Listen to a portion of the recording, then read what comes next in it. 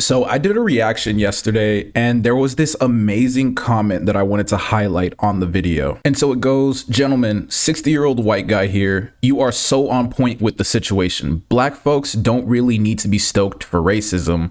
You got some history to look back on. White people, though, need to be brainwashed daily to keep the fight going. The class war is the struggle that's being covered up. Race baiting, rainbows, and paid protest.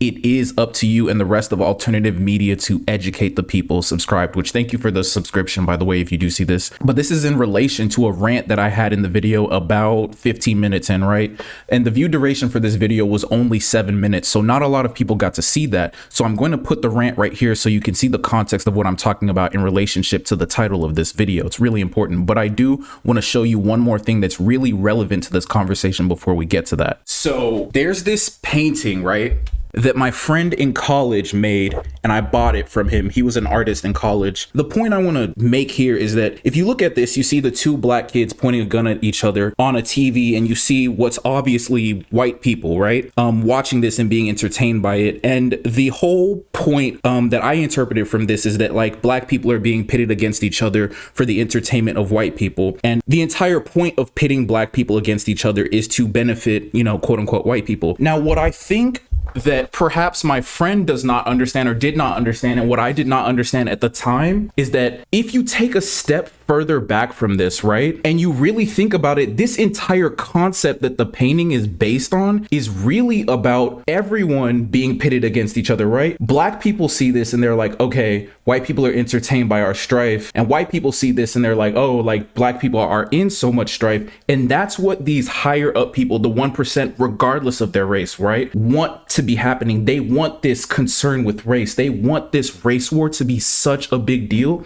so that we do not focus on the class war. And it's like I was saying, and it's like you're going to hear in the rant, if we could just think about the class war, fight the class war, and focus on winning the class war, we could change society forever. But I think the rant is going to explain that better than I could, because I really came off with some really passionate points. So I'm going to play that for you here right now. And thank you so much for watching. Consider subscribing if you've made it this far in the video. Love you. And the crazy thing about it is that I think it being a race issue is so stupid, because they want us to fight a race war so that we don't fight a class war.